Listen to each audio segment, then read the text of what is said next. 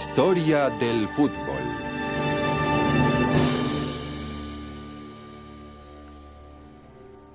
Estamos en 1912 y lo que estáis viendo es la primera final que se filmó de un campeonato mundial de fútbol.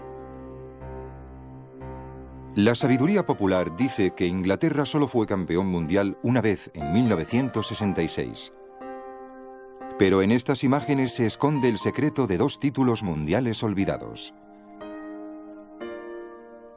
Cuando Inglaterra le ganó a Dinamarca en la final del Campeonato Olímpico en Estocolmo en 1912, fue su segundo título mundial. En estas fechas previas a la Copa del Mundo, en que los torneos olímpicos eran la competición más importante, en Inglaterra estaban los maestros, los inventores. Fue la nación más influyente en la evolución de este juego. La evolución del juego europeo.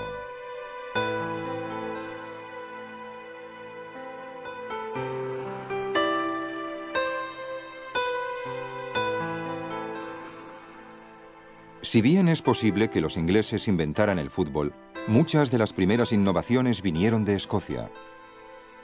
Y fue en Glasgow, en el ambiente de los muelles y de las zonas industriales del río Clyde, donde tuvo lugar la primera revolución del fútbol, con el primer partido internacional entre Escocia e Inglaterra en 1872. Siguiendo el estilo de su equipo más antiguo, los Queen Park, Escocia había desarrollado un juego basado en la velocidad y en los pases. Por el contrario, Inglaterra apoyaba su juego fundamentalmente en el regate y solo tenía en cuenta la calidad individual. Es fácil imaginar el choque cultural que se dio en el primer partido, en el que un jugador inglés se puso frente a un escocés y este pateó la pelota a gran distancia. Los jugadores ingleses debieron de pensar, ¿pero qué está haciendo?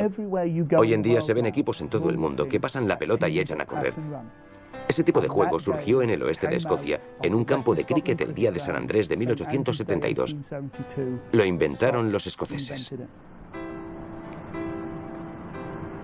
Más hacia el sur, en los suburbios de Lancashire, cerca del río Mersey y del puerto de Liverpool, los escoceses ejercieron una gran influencia en la popularización de este juego. Los primeros campeones ingleses, el Preston North End, fueron famosos por sus maestros escoceses. En la época que se jugó este partido entre el Preston y los Wolves, en 1905, el fútbol se había convertido en el entretenimiento principal de la clase trabajadora. No era difícil encontrar grupos de hasta 30.000 seguidores. No sucedía nada igual en ninguna otra parte del mundo. Es fácil comprender el poco interés que suscitó en los ingleses la formación de la FIFA. En cierto sentido, hay un aislamiento político y cultural. El fútbol es parte de la sociedad y la refleja. Cuando la FIFA se fundó, el Imperio Británico estaba en su apogeo. Es fácil imaginarse a las 4 naciones integrantes del Reino Unido preguntándose por qué tenían que unirse a la FIFA. Nosotros inventamos este juego. Ahora nos van a enseñar cómo jugarlo.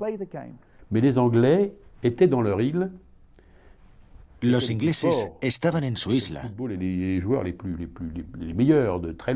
y ya eran los mejores. Llevaban un adelanto de 50 años a cualquier otro país del mundo.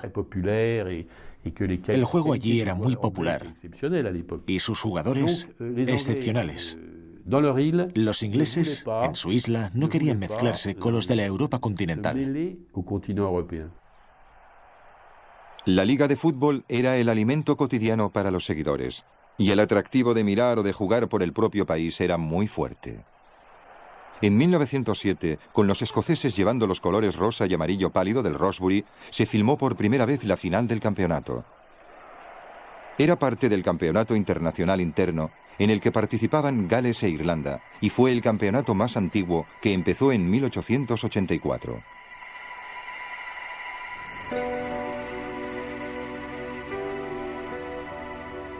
En 1908, un segundo campeonato se agregó al calendario cuando el fútbol se incluyó por primera vez como deporte oficial en los Juegos Olímpicos que tuvieron lugar en Londres aquel año. Gran Bretaña estuvo representada por jugadores amateur, por entonces tan buenos como los profesionales. Este equipo inglés no solo fue el primer equipo oficial campeón en los Juegos Olímpicos de Londres, sino que jugó un papel muy importante en la promoción del fútbol en Europa. Las giras realizadas por los amateurs ingleses fueron fundamentales para el desarrollo de este juego en la Europa continental.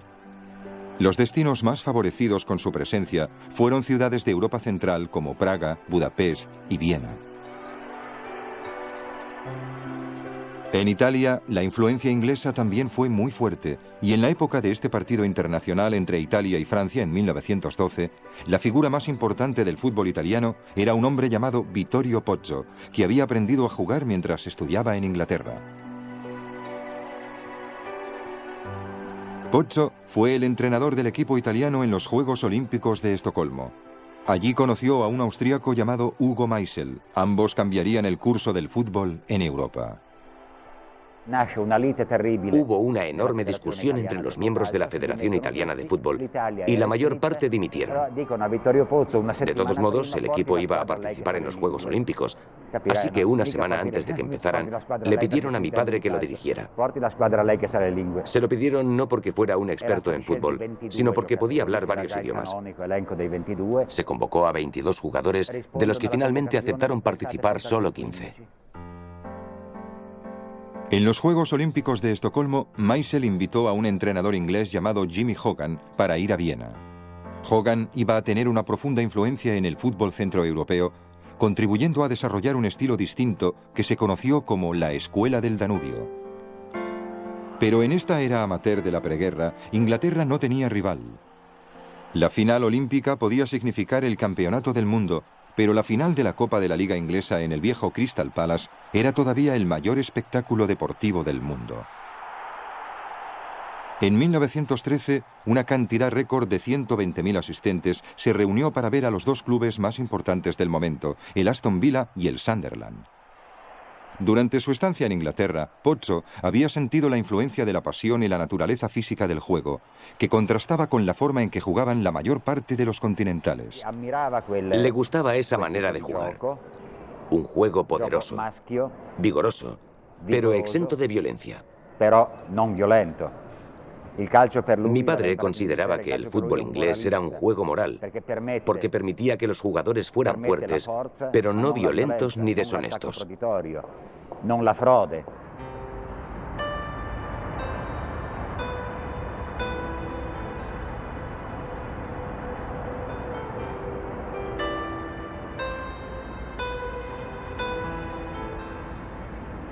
De las tres grandes ciudades de Europa Central, Praga, Budapest y Viena, fue de donde surgió el primer desafío a Gran Bretaña como superpotencia europea. Dos de estas ciudades se encontraban a orillas del río Danubio, por ello el estilo del fútbol producido en ellas recibió el nombre de ese gran río. Antes de la Gran Guerra, las tres ciudades estaban unidas bajo la monarquía de los Habsburgo, pero con lenguas y costumbres diferentes. Nunca habían llegado a constituir una feliz alianza. En los campos de fútbol, la rivalidad era intensa.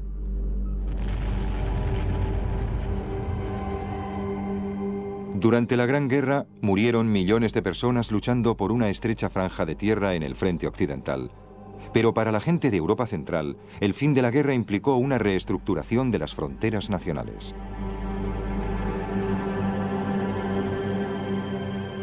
Por aquel entonces nacía Checoslovaquia como una entidad política, con su capital Praga. Y el fútbol se convertía en una expresión aún más poderosa que los sentimientos nacionales. En 1919, un equipo checoslovaco extraoficial participó en los Juegos Aliados en el estadio de Pershing, en Francia, donde derrotaron a Bélgica, a Estados Unidos de América y a Canadá en su camino hacia la final. Un año más tarde, los checoslovacos perdieron ante la anfitriona Bélgica en los Juegos Olímpicos de Antwerp. Pero esta vez derrotaron a la anfitriona Francia y ganaron el título.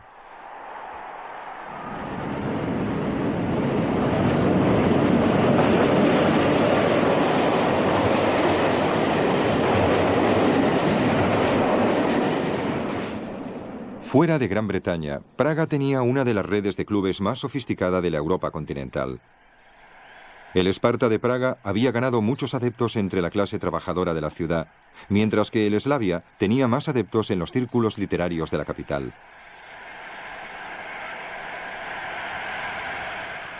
Hacia mediados de 1920, futbolistas de toda Europa fueron convocados a jugar mientras luchaban por la supremacía ante enormes multitudes. Já sám si pamatuju, že v Budějovicích v jedné hospodě, když Sparta prohrála nebo Slavia prohrála, tak vždycky ta strana, která vyhrála, En Budějovice postavila té druhé straně solían organizar un funeral formal, k tomu svíčky, potom incluyendo se to si el napsalo, cajón y las prostě velas, zemřela para el equipo que perdía el derbi entre el Slavia y el Esparta. A dokonce se stávalo, že přišel někdy i kněz, aby De vez en cuando aparecía algún sacerdote para darle un carácter más oficial. Řekněme, aby to opravdu vypadalo jako pohřeb, jako rozloučení smuteční.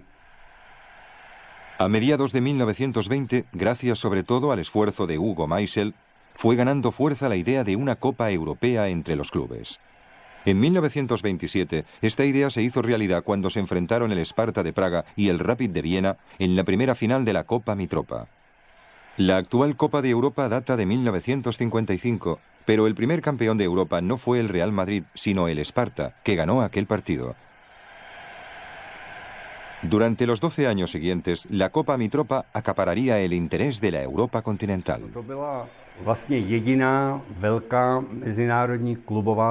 Era el único campeonato internacional de clubes en Europa. Me gustaría enfatizar una vez más que ese campeonato era una mezcla de Liga de Campeones y Copa de la UEFA.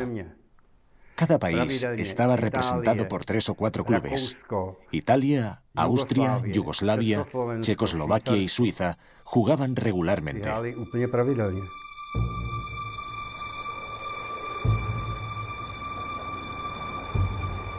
Antes de que el río Danubio vaya rumbo a Croacia, pasa a través de Budapest, una ciudad que está en el corazón de la leyenda danubiana del fútbol. Aquí también las rivalidades étnicas contribuyeron a elevar el fútbol a un plano superior. El club MTK de Budapest, predominantemente judío, dirigido por Jimmy Hogan, ganó 10 títulos seguidos entre los años 1914 y 1925. Los húngaros eran famosos por su habilidad en el pase corto. En 1928, el Ferencváros, el club de la comunidad alemana, no ganó solo el campeonato húngaro, sino también la Copa Mitropa, convirtiéndose en el primero de los 6 clubes en hacer el famoso triple de Liga, Copa y Copa Europea.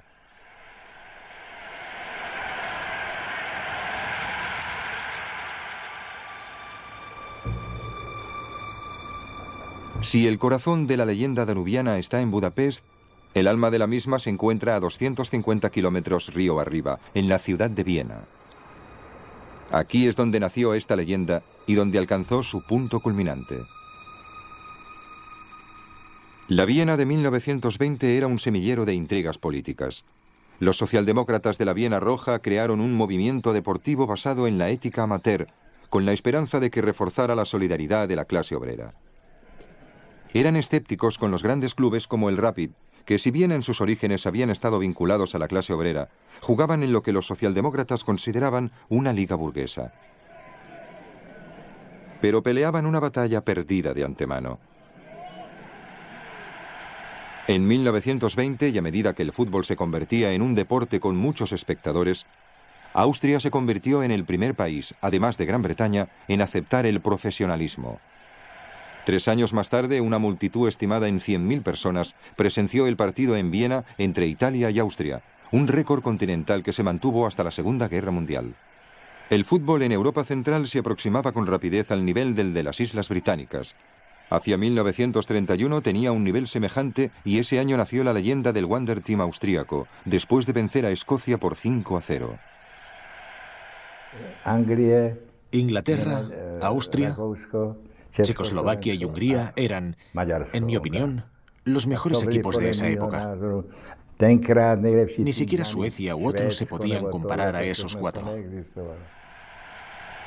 El Wander Team fue creado por Hugo Meisel, quien además de presidir la Asociación de Fútbol Austríaco, era el entrenador del equipo. Los 2 capitanes, el húngaro Sarosi y el austríaco Nausch, se saludan. Desde 1931, Austria fue derrotada solo 2 veces en los 3 años siguientes, y tuvieron la mala suerte de perder uno de esos partidos con Inglaterra, en Londres, en 1932. Esa heroica derrota sirvió para que creciera aún más la mística en torno al Wunderteam. Así, igual que Hungría y Checoslovaquia, los austríacos se apoyaban en la sublime habilidad aprendida en las calles, dejando de lado los aspectos más físicos del juego. Allí estuvo el germen de su caída, una caída que pondría a prueba hasta el límite la amistad de Meisel y Pozzo.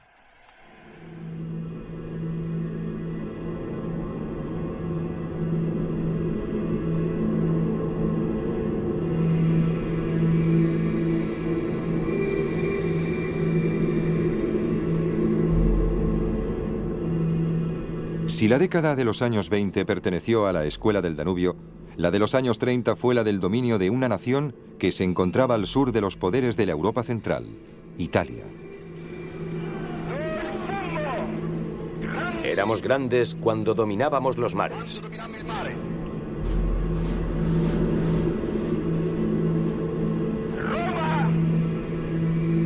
Roma no podrá reconstruir su imperio hasta que no logre destruir una vez más la potencia marítima de Cartago.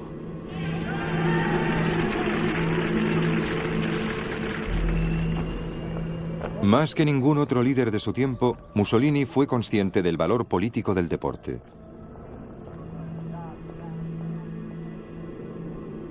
En 1929, Vittorio Pozzo se convirtió en entrenador de Italia por tercera vez. Durante el curso de la década siguiente, los italianos barrieron a todos los que se les pusieron por delante. El fascismo invirtió en el deporte, Invirtió en las actividades físicas, en la creación de hombres fuertes.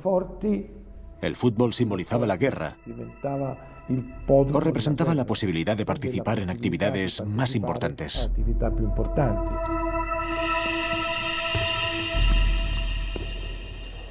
Pozzo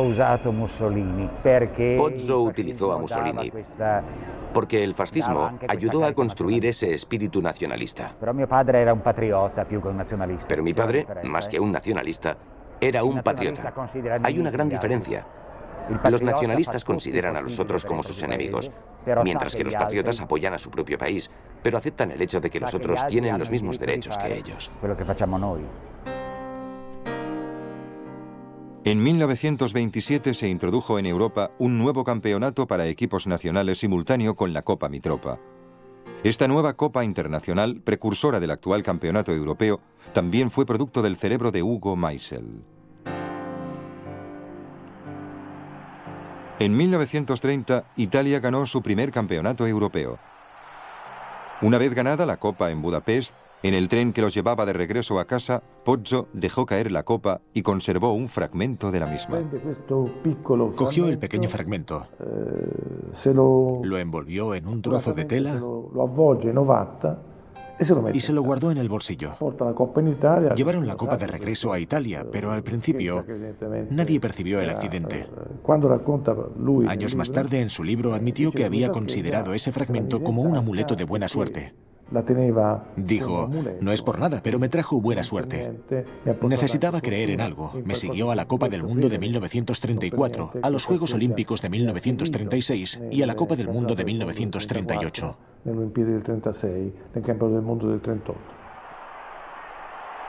En 1929 surgió la primera Liga Nacional en Italia. Mussolini solía presenciar los partidos con frecuencia, especialmente cuando jugaba el Lazio. A medida que la Serie A fue creciendo en dinero e importancia, se convirtió en el nuevo hogar para muchas estrellas extranjeras, como el máximo goleador de la Copa del Mundo de 1930, el argentino Guillermo Stabile. 4 meses más tarde hizo su debut en un partido entre el Lazio y el Génova. Fue uno de los muchos jugadores extranjeros que aparecieron en la liga en la década de los 30. Algunos argentinos, brasileños y uruguayos de ascendencia italiana jugaron incluso en el equipo nacional. Mussolini utilizó el fútbol para mejorar su imagen, aunque hay dudas de que realmente le gustara.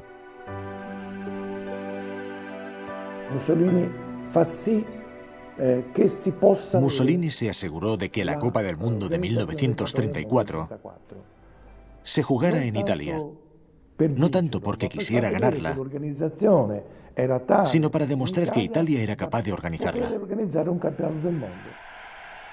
Como no eran miembros de la FIFA, Inglaterra no estuvo presente. La primera derrota del once inglés, que utilizó camisetas blancas en Praga por parte de Checoslovaquia en su primer partido internacional, ha causado muchas críticas y muchas discusiones acerca de si el fútbol inglés es todavía tan dominante como lo ha sido hasta ahora. El juego de los locales, con un fútbol muy preciso, deleitó a sus seguidores aplastando la leyenda de la supremacía inglesa. Después de esta derrota, un mes antes de la final, Pozzo dijo que los ingleses no habrían llegado más allá de los cuartos de final. Como consecuencia, la Copa del Mundo de 1934 estuvo rodeada de controversia, especialmente ante las acusaciones de manipulación de los árbitros por parte de los anfitriones. Esto se hizo evidente en la semifinal entre Italia, dirigida por Pozzo, y Austria, dirigida por Meisel.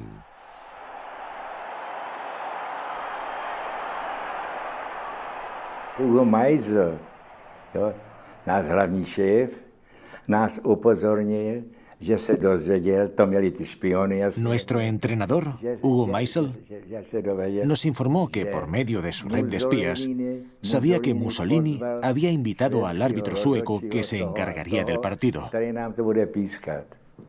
Tened cuidado, nos dijo, y lo tuvimos. El árbitro nos estafó. Recuerdo que para conseguir un gol, empujaron a nuestro portero a una distancia de 3 metros dentro de la portería. Y el árbitro lo consideró como un gol en propia portería.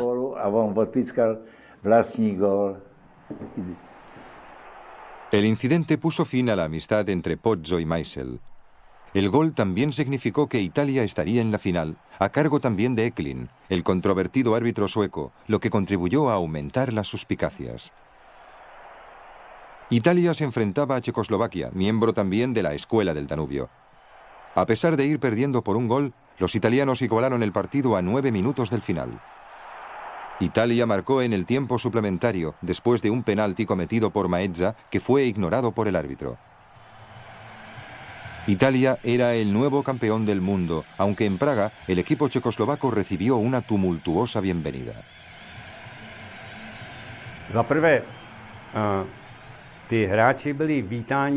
Nuestros jugadores fueron recibidos no como perdedores, sino como los campeones morales. Estaba muy claro que la actuación del árbitro nos había perjudicado. Los seguidores italianos se dirigen a Highbury para animar a su equipo a la victoria en este gran partido internacional. Las gradas están atiborradas con más de 60.000 espectadores. ¿Desmayada? No puede ser el calor, así que ha de ser la emoción o los espagueti. El príncipe Arthur de Connaught, junto al señor Grandi con barba, saludan al Arsenal, perdón, a Inglaterra con camiseta blanca, y después al equipo italiano.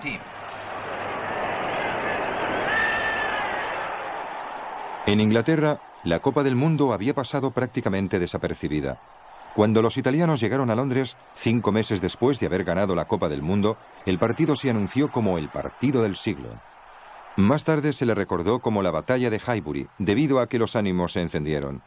A los 2 minutos de juego, Italia se quedó con 10 hombres por lesión de Orsi. 3-0 en menos de un cuarto de hora. Duro golpe para el equipo al que todos se referían como campeones mundiales de fútbol. Los italianos lucharon y aunque finalmente perdieron 3-2, ahora era el momento de considerarse ganadores morales. Buen intento, Italia. El aislamiento era el tema del momento en Inglaterra. Los ingleses veían pocas razones que cuestionaran su superioridad, a pesar del creciente número de derrotas sufridas en el extranjero. Herbert Chapman, entrenador del Arsenal, era uno de los que seguía el desarrollo de los partidos en el continente. Junto a sus amigos Pozzo y Meisel, Chapman fue el tercero de los grandes Napoleones del fútbol de entreguerras en Europa. En 1925 se incorporó al Arsenal, un club que todavía no había ganado ningún trofeo. Entre 1920 y 1930, el fútbol estuvo claramente dominado por los clubes del norte, especialmente por el Huddersfield Town. Chapman, que había llevado al Huddersfield a ganar 3 campeonatos consecutivos, se fue al Arsenal. En 5 años, Chapman llevó al Arsenal a la final de la Copa de la AF y al año siguiente se convirtieron en el primer equipo de Londres en ganar el campeonato de la liga.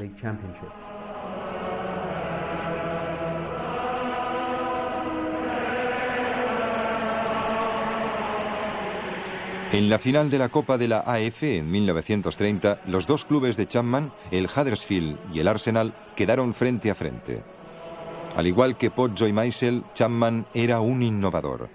Él fue quien introdujo un tercer hombre en la defensa y antes de la final de 1930 incluso intentó fichar a un extranjero.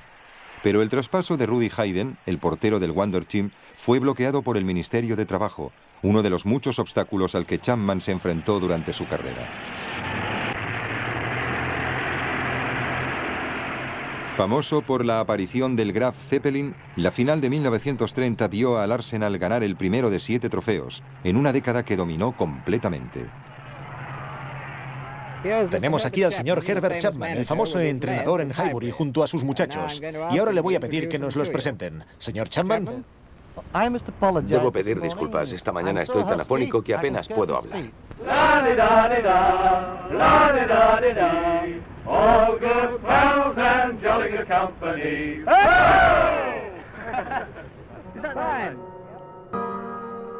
En enero de 1934, Chapman murió a la edad de 58 años.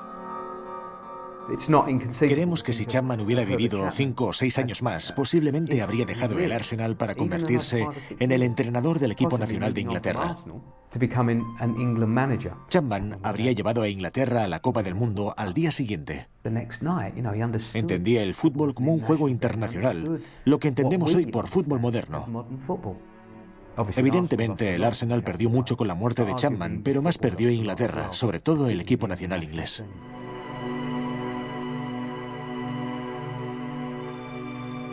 En un deporte cada vez más profesionalizado, la estricta adhesión a la ética amateur significaba aislamiento. Algo similar ocurría en Alemania, la nación más grande de Europa. En 1936, Berlín fue la ciudad anfitriona de los Juegos Olímpicos.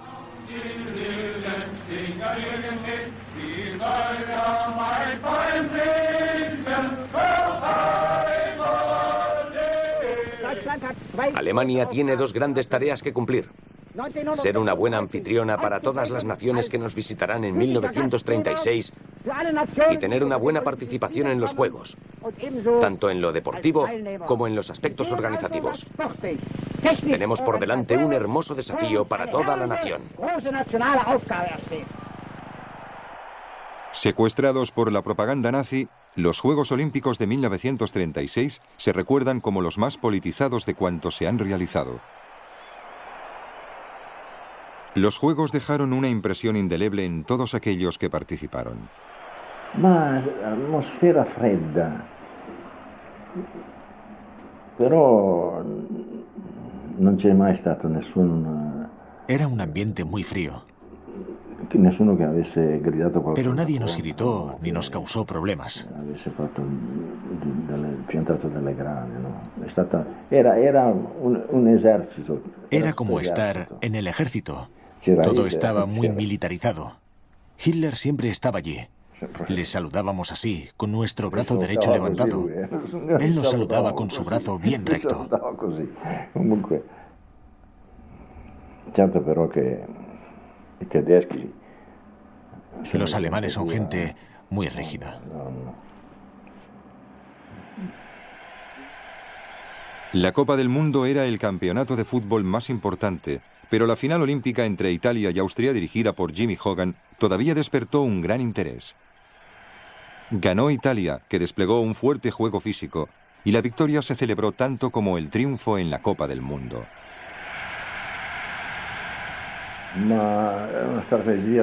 La estrategia era muy simple. No conservar la pelota durante mucho tiempo y no regatear demasiado, porque eso imprimiría un ritmo lento al partido. En cambio, hacíamos pases largos hacia el área contraria. Con delanteros rápidos teníamos más oportunidades de marcar. Que con un atacante veloce potevano essere sfruttati fino in porta. La política y los sentimientos nacionalistas contribuyeron al crecimiento de los clubes de Centroeuropa. Praga, por entonces una de las capitales más de moda en Europa, era uno de los destinos favoritos, mientras los clubes competían por los mejores jugadores del continente. En 1938, gracias al fichaje de Pepe Vican del Rapid de Viena, el Slavia de Praga ganó la Copa Mitropa.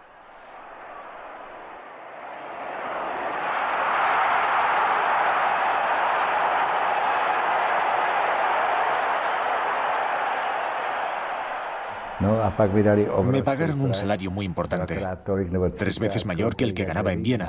Y eso que en Viena mi salario ya era bueno. Pero en esa época la corona checa tenía mucho valor.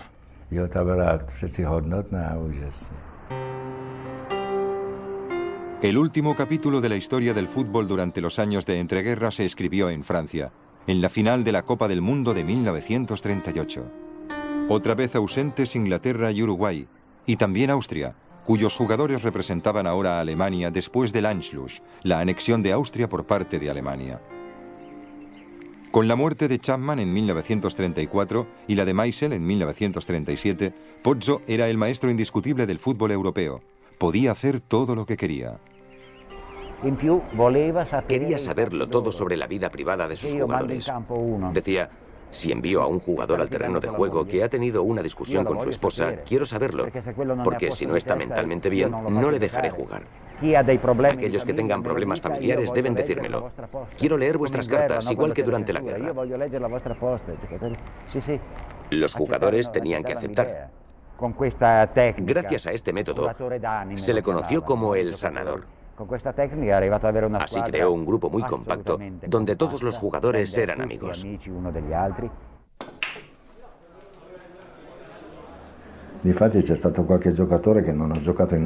Algunos jugadores nunca jugaron en la selección nacional porque Pozzo estaba al mando.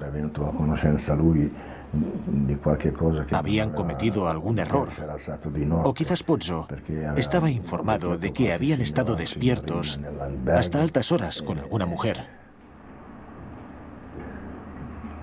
Estábamos un poco prisioneros. Qué buenos tiempos. Italia alcanzó la final en la que se enfrentó a Hungría. Habiendo derrotado a los checos en la final de 1934 y a los austríacos en la final olímpica de 1936, se presentaba ahora la oportunidad de derrotar a la Escuela del Danubio. Tuvieron que hacer frente a una recepción hostil por parte de los emigrantes italianos que habían huido del régimen de Mussolini. Vimos algunas escenas realmente conmovedoras.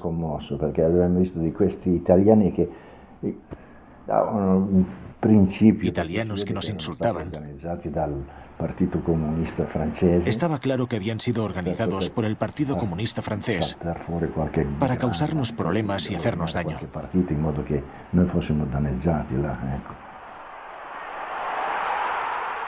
Este era un equipo italiano mucho más refinado que el de 1934. En su segundo gol dieron a probar a los húngaros un poco de su propia medicina. Maezza hizo un pase cuando estaba en condiciones de marcar para que Piola finalizara la jugada. 3 finales en la década de los 30, 3 rivales de la Escuela del Danubio, y los italianos los derrotaron a todos.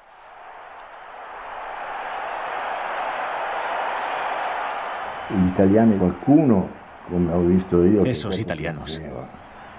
Algunos lloraban porque habíamos ganado la Copa del Mundo, a pesar de que antes nos habían estado insultando, incluso cuando caminábamos por las calles.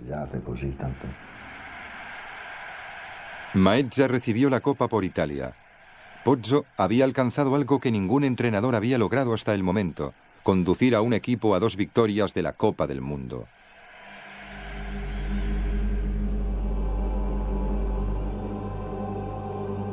En la década de los dictadores, la Italia de Mussolini eran los maestros en el campo de fútbol.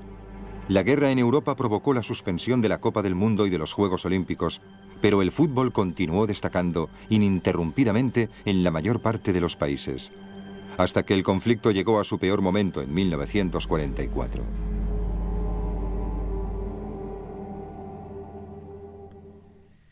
Si algo les dolía a los italianos de la década de los 30, era su incapacidad de vencer a Inglaterra en los 3 partidos que disputaron.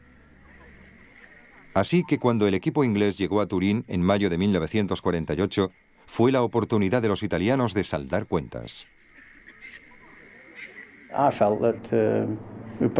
Creo que en ese momento Inglaterra tenía probablemente una de las escuadras más fuertes que había tenido durante muchos años.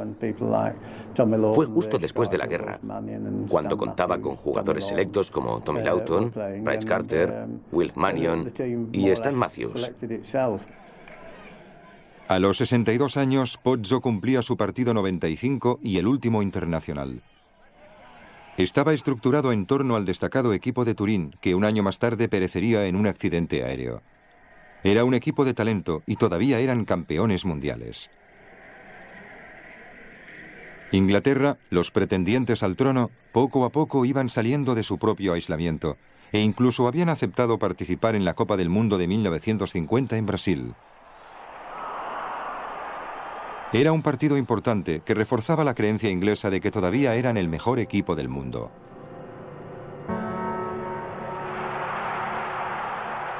El resultado de 0-4 recibido por Italia fue el peor resultado sufrido jamás en su casa. Pozzo fue despedido. Era un hombre extraordinario en muchos sentidos. Pero cuando jugamos contra ellos, ya era un poco mayor. No sé qué edad tendría, pero sin duda llevaba muchos años en su puesto. Por lo tanto, la gente estaba preparada para un cambio. Pero sin duda era un hombre encantador con el que daba gusto hablar y que además sabía mucho de fútbol. Fue el fin de una era extraordinaria. Y ya están todos a bordo. Estrellas de fútbol por valor de más de $500 000 se dirigen a ganar la Copa del Mundo para Inglaterra o morir en el intento.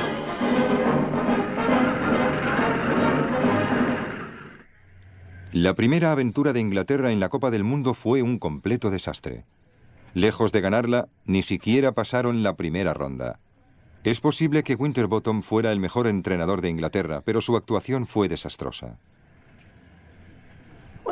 Cuando veo esos partidos, pienso lo estúpidos que fuimos. Es típico. Éramos aislacionistas en todos los sentidos. No veíamos la necesidad de prepararnos. Fuera por falta de preparación, por mala suerte o por la habilidad de los estadounidenses, el desastre de 1-0 frente a los Estados Unidos fue visto por el resto del mundo como algo simbólico, pero para los ingleses fue una aberración. Fue uno de esos partidos que si los juegas 100 veces, 99 seguramente los ganas por 4 o 5 goles de diferencia. Creo que dimos en el poste 4 o 5 veces. Era uno de esos partidos que por más que duraran, nunca íbamos a ganar.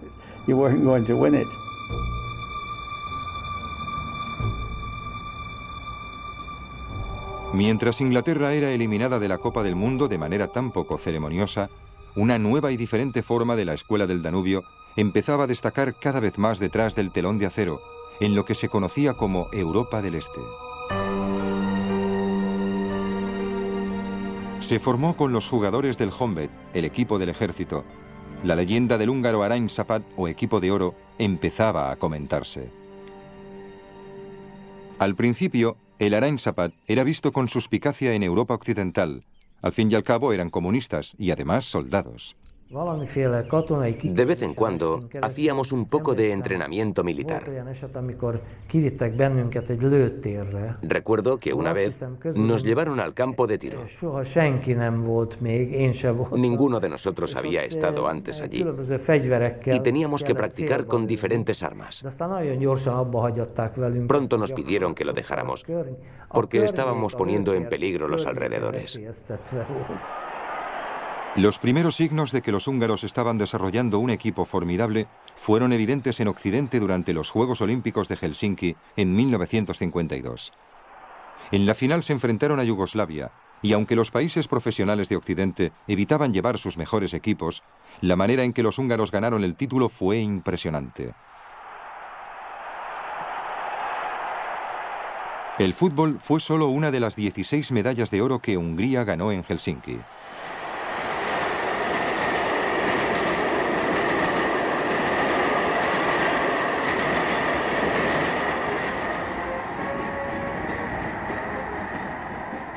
Ocupó el tercer puesto en la tabla de medallas por detrás de Estados Unidos y de la Unión Soviética. Todo un logro para un país de solo 9 millones de habitantes. Naturalmente, a su regreso fueron recibidos como héroes. Y también, naturalmente, los políticos se apresuraron a capitalizar el éxito de Helsinki.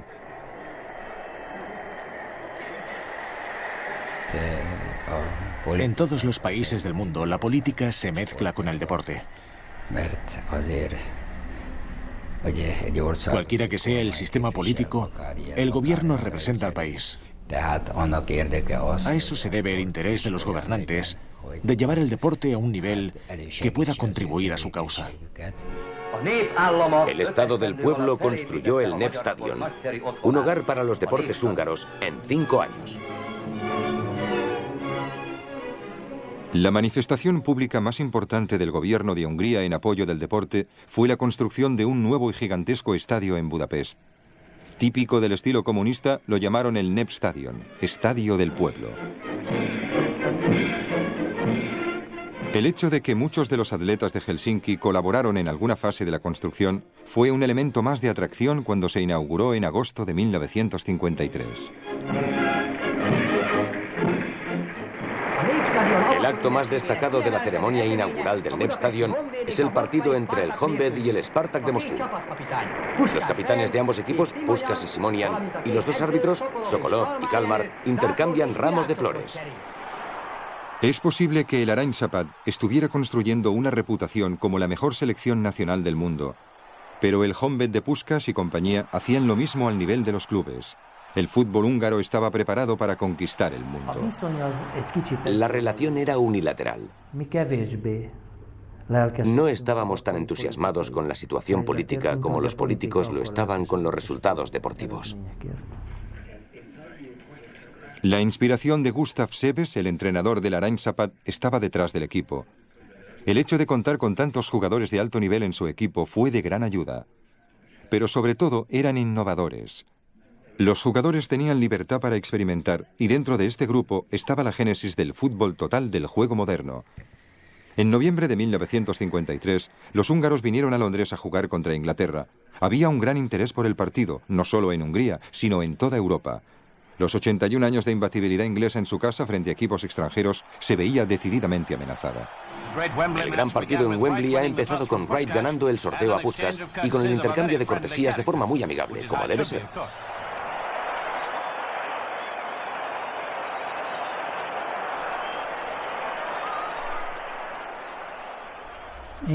Creo que tenía que ver más con la propaganda inglesa.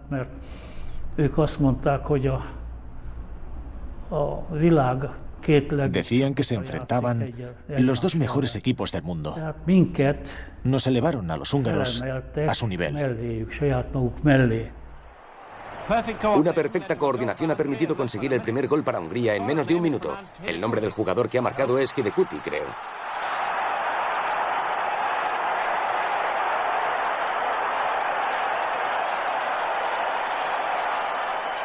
Los campeones olímpicos han empezado una orgía anotadora. El segundo gol ha salido otra vez de las botas de Hidekuti.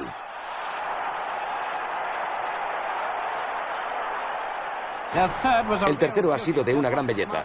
Observen el inteligente juego de pies de Puskás.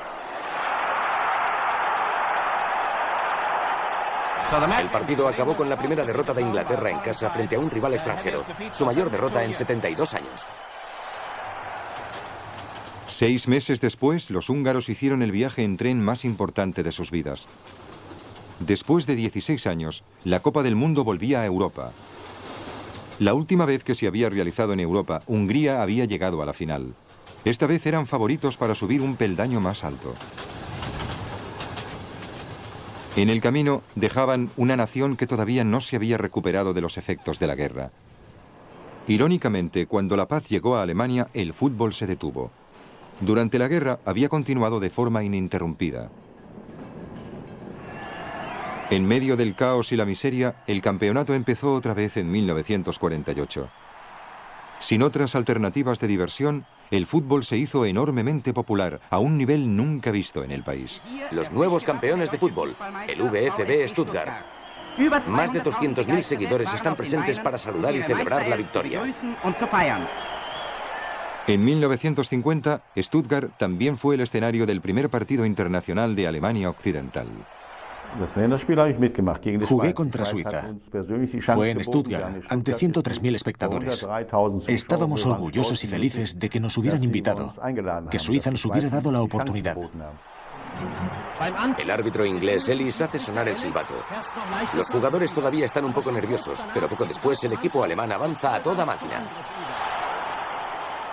Y en los primeros 10 segundos de su primer partido faltó muy poco para que Alemania marcara el primer tanto. Y ahora el momento crucial del partido. Bajo una enorme presión, un jugador suizo ha tocado el balón con la mano. Penalti. Un gran disparo y ¡gol!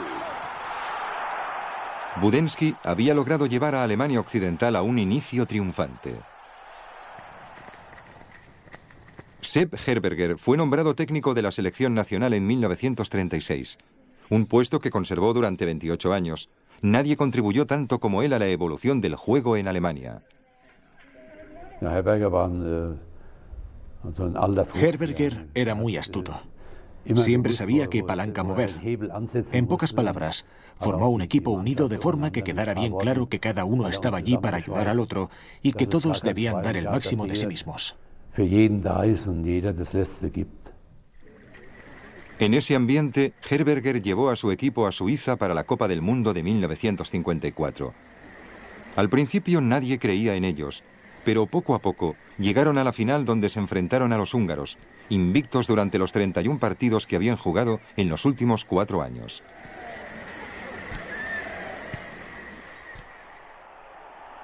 El día de la final, en Berna había llovido mucho.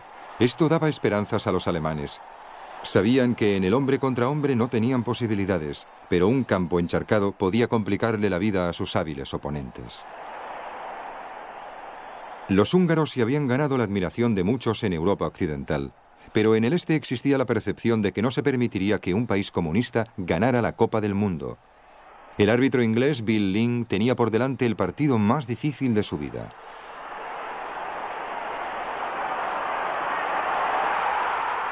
Hungría consiguió rápidamente 2 goles de ventaja. Pero a los 10 minutos, los alemanes igualaron el partido, aunque Grosics, el portero húngaro, fue claramente obstaculizado cuando Alemania marcó. No hubo más goles hasta poco antes del final en un partido dominado por los húngaros. No obstante, fueron los alemanes los que marcaron y se pusieron por delante 3-2. Luego estuvo nuestro tercer gol, marcado por Puskás un par de minutos antes del final del partido. Todo el mundo afirma que no estaba en posición de fuera de juego, excepto el árbitro. Al principio concedió el gol, pero luego, por alguna razón, hizo sonar nuevamente el silbato y concedió un tiro libre a favor de Alemania por fuera de juego. Y el gol fue anulado.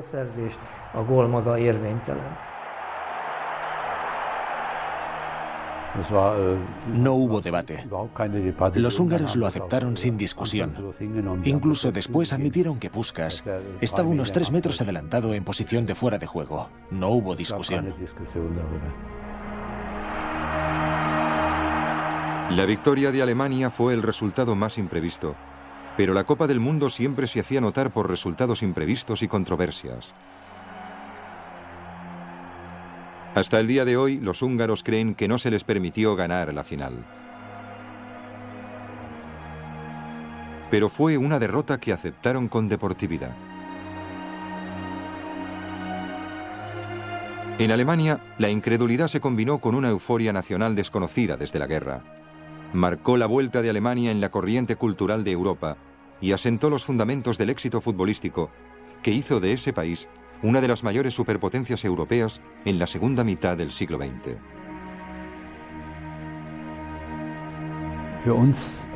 De un día para otro, el mundo supo otra vez dónde estaba Alemania.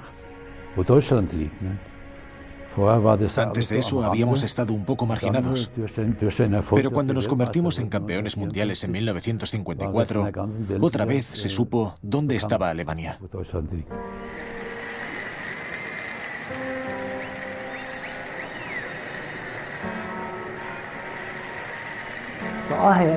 En lugar de hablar de una gran victoria, tuvimos que responder ante nuestro fracaso.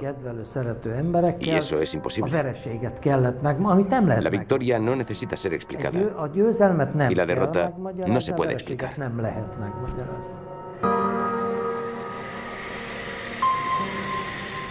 En el despertar de Hungría en 1956 y su posterior aplastamiento por parte de los soviéticos, la mayor parte de los grandes jugadores y entrenadores se fueron a Occidente, donde continuaron influyendo en el desarrollo del fútbol moderno en todos los continentes. Ese es el legado del Aransapat. A finales de los años 50, la Copa Europea de Campeones tuvo un glorioso bautismo por parte del Real Madrid. Y el Campeonato Europeo empezó a delinear los fichajes de los equipos nacionales. El paisaje del fútbol europeo iba a cambiar para mejor.